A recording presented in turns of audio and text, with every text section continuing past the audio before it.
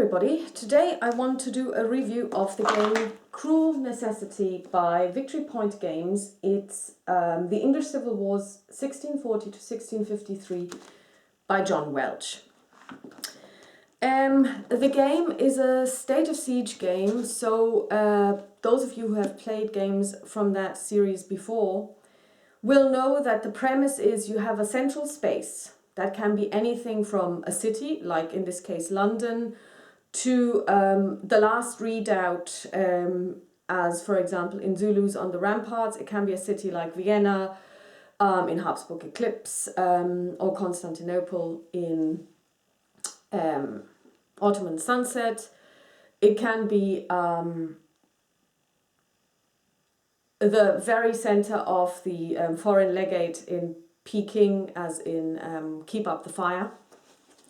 And you have enemy forces that advance upon you, the player, and you're trying to fight them back. And you use die rolling in order to fight them back. So basically every unit that comes in has a certain strength, and you are trying to fight them back by rolling over their strength, and there can be modifiers. The same principle applies here. You are the parliamentary forces in England or in Britain during the time of the civil wars. You have to contend with the armies of the north, the armies of the west, Scotland and Ireland, and they are basically trying to take over from you and possibly re-establish monarchy, do away with the parliament, do all kinds of horrible things. These forces are represented by Chits, which move on a map towards London. So you basically again have your your four tracks with five stages each that the forces need to go through. You also have fortified cities: Bristol, Oxford, Hull, Edinburgh, Dublin, and London itself, which can hold the march of the forces on London. Some of them are owned by you and controlled by you, so in order for the other forces to pass through them, they have to besiege them and win them over first before they can move any further. And you, on the other hand, can fortify them. You can also try and win over those that do not belong to you yet. So, for example, Oxford starts in the hands of the monarchy. So after a certain period of time, after a certain card or two cards, I think, have been drawn, you can besiege Oxford. So once you draw one of those two cards noted on the map, you can start besieging Oxford and hopefully turn it over to the Parliament. So this is basically how the game works. And this is also where the big issues come in. State of siege games, I love them. They are card driven. And quite often they are push your luck, because you don't know what card will be played next. Unlike, for example, in the coin series, where you have two open cards, the one that is being played at the moment, and also you're seeing the one that will be played on the next turn, so that you can kind of start to strategize a little bit, or a lot actually. Here, each time you draw a card, you don't know what's going to happen. So what usually happens is one or more forces advance. In addition, there may be a besieging faction that is played independently of the advancing forces. Then there may be changes in the political sphere, which is represented by tracks for monarchy, parliament, the religious sphere, which is represented by tracks for Puritanism and Catholicism, and something like geopolitical spheres, namely Ireland and Scotland, in addition to having forces, also have their separate tracks. Basically, on these you track the waxing and waning of different influences in the realm. You can also try and modify those tracks by rolling your dice against a certain target number and then shifting the markers up, because obviously the higher the markers are, the better for you. And in order to do so, unlike in other state of siege games where you draw a card and it tells you how many actions you have that turn, what you get is a zeal point account at the beginning of each turn, and that pretty much depends on how you have been doing. So basically, For London, you get 3 zeal points for holding London, and then 1 for each of the cities of Hull, Bristol and Oxford. So during the first couple of turns, you will only be getting 5 zeal points, which is not a lot. In addition to the normal state of siege, you know, you roll a die against a particular target number, which represents the strength of the force that you're trying to repel. There are also the so-called off-map battles. Now, you may know them from Ottoman Sunset and Habsburg Eclipse, where you basically have 3 theatres. I think it's the Naval Theatre, the theatre in the east, and the Western Theatre, and basically there are different battles that can be fought there. The Somme, I think, is one, Tannenberg is one, and so on and so forth. And you can, on your turn, make a decision to put additional resources into those theatres. So then when you get a chit, so basically when one of those offside offside battles has to be fought, let's say it's Tannenberg, maybe that has a strength of 4. You have already committed 2 resources to the Eastern Theatre, so you have to roll a 5 or 6, because you have to roll over the 4, but you have 2 resources already, so now you only have to roll a 3, 4, 5 or 6, because you have to roll over the target value of 4, and you have a die roll modifier of 2 to begin with. Here, those off-map battles are fought differently. What happens is you get to, and maybe they thought this was a neat mechanic, I assume they did, I just find it terribly tedious. I have played this game 5 times now. I haven't won a single time, which isn't a problem. I've got a 10% win rate on Zulus on the Ramparts, and I love that game. I've never won Habsburg Eclipse on 6 games, and I just can't wait to go again. And Ottoman Sunset, it's about 10 to 20% win as well. But I enjoy the games, and I want to go back to them, and I do play them quite frequently. So the fact that I haven't won isn't really something that, you know, usually means that I'm, you know, not willing to play a game. So basically, the off-map battles are fought on a battle mat, and there you have to draw forces. So each army, you and the enemy, get, I think, 6 slots, 2 cavalry slots and 4 musket and pike slots. You fill them by drawing chits and placing them. Every so often you will draw an event chit, which means you have to draw an event card. I have fought about 30 off-site battles on that mat. I have drawn 1 card that was beneficial. The other ones just basically crippled my forces completely. It could be that this is totally realistic, but considering that this is a game, it kind of reminds me of Call of Cthulhu, where you just don't have any hope. It's just like, oh well, yeah, you're gonna die anyway. So after, let's say, the 10th total party wipe, or even the 3rd, somebody might go, why are we playing this game again? Let's go and play D&D, or let's go and play All Flesh Must Be Eaten if you're into zombies. But let's not play Call of Cthulhu again. So basically, what then happens is you have 4 different wings, if you like, in each battle. And you roll 2 dice, 1 for the parliamentary forces, i.e. you, and 1 for the monarchy forces. Then you add those results to the actual strength of the forces you have pulled. And then you determine if you are 2 points ahead of your opponent, you win. If they are 2 points ahead of you, you lose. And if it's either the same or just within, you know, the range of 1 or less, then basically it's a draw. At the end of this, you determine if you have won, which means you have more chits in the victory pile than you have in the defeat pile or in the draw pile. In which case you get a +1 zeal point.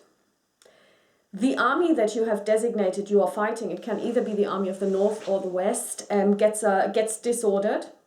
And if you have more than 3 chits in the victory pile, and this has never happened to me, ever.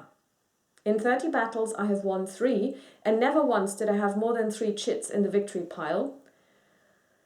you can get, for any additional chit over 30, 1 benefit point. I have no idea how they work because I've never ever gotten one. So basically then you go back to resolving the cards. So once you've fought the off-map battle, then all of the designated forces on the card will move. They may besiege a fortress. There are also other gimmicks like clubmen. Sometimes you're asked to place those, and if they are, then the army of that particular area has to take care of them. But they only stay on the map if the army rolls a 1. Anything over a 1 actually removes them. So they are pretty toothless. I don't really understand what this mechanic is supposed to do, because also you don't even seem to be turning them over, because when you turn them over, suddenly you see something like uprising 3. When I look at the rules, it says, in order to deal with a clubman chit, you roll a 1 or you roll a d6, and on a 1 it stays, and on a 2 to 6 it is removed. So mostly you remove them. I don't know what then happens, because I think it would be more like you turn them over. This uprising has a strength of 3. Now the army has to roll 4 or more, and then either it does away with it, and then on its next activation it can move on, or it has to contend with it every single time until it has rolled 4 or more. Maybe I'm just missing something in the rules here, I don't know, but I just thought that this was a really gimmicky, ridiculous mechanic because I don't see the benefit at all. Then there are the deviltry markers, which basically just hurt you. Again, last time I played, which was yesterday, I didn't get a single one. I'm not too familiar with them because they don't come up that often. But in general, as I was taking my morning walk this morning, it's a lovely June morning here in Galway, in Loughrea rather, I was thinking about this review that I was going to do today. And on Board Game Geek, there was on the Wargame boards, there was a thread the other day, which I didn't read, but I just read the name of the thread, and it was like, what does fiddly actually mean? Well, you want to know what fiddly means? Fiddly means a cruel necessity. So I have come to the conclusion that for me, fiddly means not, and this is very important, many chits, small chits, stacks of chits, chits with very many markers, i.e. substitute SPQR or anything from the GBOH series, Caesar Conquest of Gaul, Infidel to a certain degree as well, where you have plenty of units that need to be taken care of. So you have plenty of chits, the whole map looks really busy. And I can cope with those, and I'm happy with those. Fiddly means even just a few chits if they don't.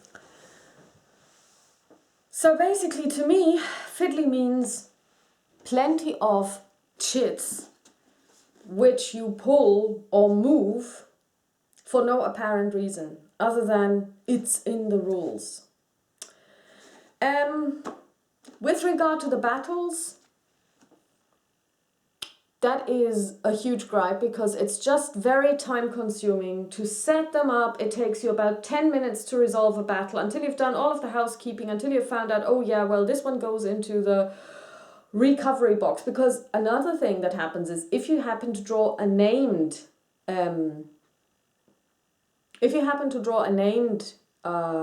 unit and you lose, then you have to check, is it removed from play permanently, or is it going to go into the recovery box, which means it can join in the battle after next, or does it just go back into the draw pile? So you do that as well. Event cards. To be quite honest, after the third event card, I stopped reading the flavor text. I just looked at, this is what you need to do, and I resolved it because it was just too time consuming, and also it didn't really add any flavor. It didn't enhance the game. Which also brings me to the trackers. You have the two political trackers, monarchy and parliament. You have the religious ones, Puritanism and Catholicism. You have Scotland and Ireland. These move, and they move constantly. Of course, if you were to read every single piece of information on the cards, which after some point I just gave up because I was so busy moving chits around, and trying to plan my non-strategies, they go up and down. And if they are in their highest rank, then you actually may get benefits. If they're in their lowest rank, you get penalized. You have so-called achievement cards, which come up and you draw them and you place them in the achievement card row. I've never ever been able to buy a single achievement card because first of all, you have to pay for them using Zeal cards. Secondly, they have prerequisites, and mostly it's like, oh, Parliament and monarchy have to be in B and C. Well, sorry, usually Parliament, monarchy, or any of the other ranks, any of the other markers are somewhere between D and F, because mostly they go down. If you want to bring them up, you have to die roll, and you have to roll for a target value, which is the next highest rank that you want to move them to. Sometimes there are benefits like a +1 DRM, but to be quite frank, with 5 actions, 4 forces moving, and sometimes 3 of them move, you want to fortify your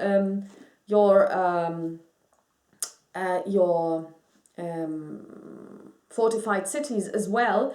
They might, in addition to moving, there might be besieging as well. And when they besiege, and this is another thing that I really find quite annoying, when the AI besieges a castle or a fortified city, they roll 2 dice. And each time they roll over the besieged strength, they reduce it by 1. When you, as the parliamentary player, besiege an enemy fortification, you only roll 1 die. So there is a card, I remember, when it was Scotland moves twice plus besiege Edinburgh. So the Scottish player or the Scottish chit was already in the Edinburgh slot, so it got to besiege Edinburgh 3 times, rolling 6 dice. Sorry, it had strength 3. So you have a 1 in 3. You have a 1 in 2 chance on each die roll to reduce it by 1. You get 6 die rolls. And that is before I have even done anything. Futility is a strong word, but I think it does apply here. Can this game be saved? I think one way I could save it for myself, or well, what I could try, and I am going to give it one more try. I'm going to change the way the battle map battles are played. I'm going to designate one army, either north or west, and I'm going to pull 1 chit for me. I'm going to roll 1 die for the other unit and add its strength to it. And I'm going to roll 1 die for me and add my unit's strength to it. If it's higher, then I win. If it's lower, then I lose. If I lose 1 zeal point. And then the army gets to do whatever it is supposed to be doing that's designated on the card. If I win, I get to disorder it and I get to push it back 1. And it doesn't get to perform anything on that particular card.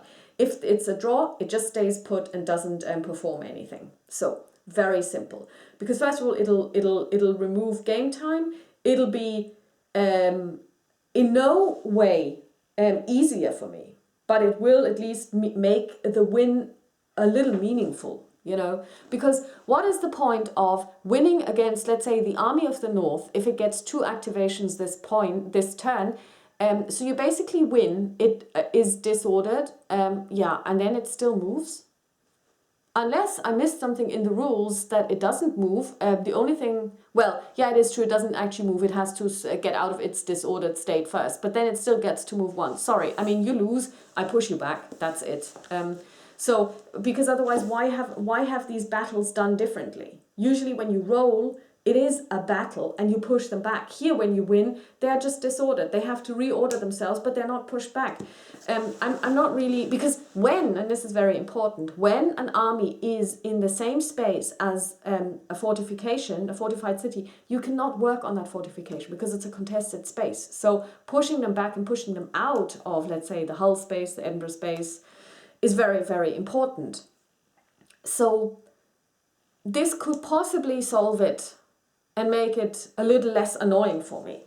With regard to the political or the tracks, and of course I forgot the Irish Troubles track, which kicks in once Ireland has done some things. It's in the space one and has fortified Dublin completely, and then, you know, the Irish Troubles ensue and it's all horrible from there on out. I think this is total overkill because it's also completely meaningless. You just basically draw a card, oh my god, Parliament goes down again. Or maybe I should work on Parliament. I just need to roll a 3. I've got 5 actions. I've already spent 3 futilely on trying to push back Scotland. So with my 2 actions, I've just given up on trying to pushing back Scotland. I'm just going to try and work on the Parliament. Oops, 2 1s in a row, 5 zeal points gone, nothing achieved this turn.